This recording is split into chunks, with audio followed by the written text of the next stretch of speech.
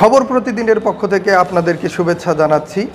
একটি বিষয় আমাদের সামাজিক যোগাযোগ মাধ্যম সংবাদ মাধ্যমে বেশ কয়েকদিন ধরে ঘুরে বেড়াচ্ছে, সেটি হলো কোটা সংস্কার আন্দোলন। আজকে কোটা সংস্কার আন্দোলন একটি মীমাংসিত বিষয়। এই মীমাংসিত বিষয়কে হাইকোর্টের একটা রায়ের মাধ্যমে এটাকে বিতর্কিত করা হয়েছে এবং নিরীহ মেধাবী ছাত্র জনতাকে রাস্তায় নামতে বাধ্য করা হয়েছে। এই কোটা সংস্কার আন্দোলন নিয়ে বিভিন্ন সংবাদ মাধ্যম এবং সামাজিক যোগাযোগ মাধ্যমে চটকদার নিউজ ঘুরে বেড়াচ্ছে।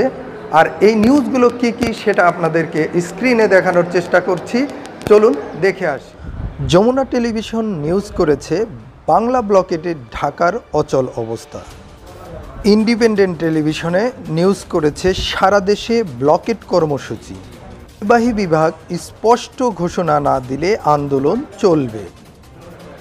রাইজিং বিডিতে একটি সাক্ষাৎকারে বলা হয়েছে স্বাধীনতার 53 বছর পরে কোটার প্রয়োজন নেই। জাগো নিউজে আরেকটি সুন্দর নিউজ করা হয়েছে, সেটি হলো যে শিক্ষার্থীরা আসার পর শাহবাগ ছাড়ল মুক্তিযুদ্ধ মঞ্চ। এরা হলো মুক্তিযুদ্ধের চেতনা বিক্রিকারী মঞ্চ। বার্তা বাজারে নিউজ করা হয়েছে অবরুদ্ধ শাহবাগে জুতা চুরি খেলায় মেতেছেন আন্দোলনরত নারী শিক্ষার্থীরা। বার্তা বাজারের আরেকটি নিউজ, আন্দোলনকারীদের বাধার মুখে গাড়ি রেখে হেঁটে যেতে বাধ্য হলেন যুব মহিলা লীগ নেত্রী লিলি। ডেইলি যায় দিনে একটি সংবাদ প্রকাশ করা হয়েছে, সেটি হলো সড়ক অবরোধকারী শিক্ষার্থীদের অস্ত্র দেখালেন ব্যাংক কর্মকর্তা। অনলাইন গণমাধ্যম বার্তাবাজার আরেকটি নিউজ করেছে, সেটা হলো কোটা আন্দোলনে এমপির স্ত্রীর হুমকি। অর্থাৎ কোটা আন্দোলনরত শিক্ষার্থীদের এমপির স্ত্রী হুমকি দিয়েছেন। দৈনিক দেশ রূপান্তরের একটি নিউজ আমাদের সামনে এসেছে, সেটি হলো কোটা বিরোধীদের টিকটকার বলে বিপাকে এক নারী। অর্থাৎ তিনি কোটা বিরোধী আন্দোলনকারী মেধাবী শিক্ষার্থীদের টিকটকার বলে এক ধরনের তুচ্ছ তাচ্ছিল্য করেছে। মাছরাঙা টেলিভিশন কোটা সংস্কার আন্দোলন নিয়ে একটি নিউজ করেছে, সেটি হলো এমন কোটা পৃথিবীর আর কোথাও নেই।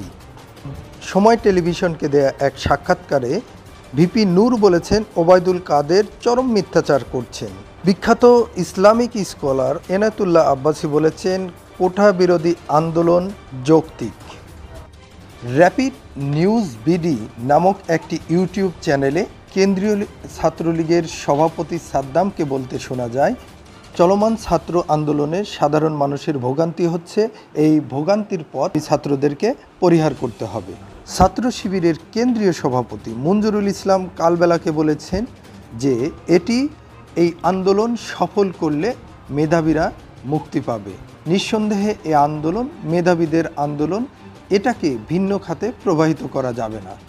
চ্যানেল আইয়ে একটি সংবাদ প্রকাশ করা হয়েছে যে প্রধানমন্ত্রীর কাছে আমাদের অনুরোধ, দ্রুত ফয়সালা করুন। অর্থাৎ প্রধানমন্ত্রীর কাছে গাড়ি চালকদের অনুরোধ যে এই সমস্যাটা যেন দ্রুত ফয়সালা করা হয়। এখানে একটি সমস্যার কারণে জনদুর্ভোগ তৈরি হচ্ছে, এখানে সাধারণ মানুষের দুর্ভোগ তৈরি হচ্ছে, এখানে মেধাবীদেরকে বঞ্চিত করা হচ্ছে। একটি স্বাধীন দেশে, স্বাধীন সার্বভৌম দেশে মেধাবীরা যদি এভাবে কোটার জাতাকলে পৃষ্ঠ হয়, তাহলে কিভাবে মেধার মূল্যায়ন হবে?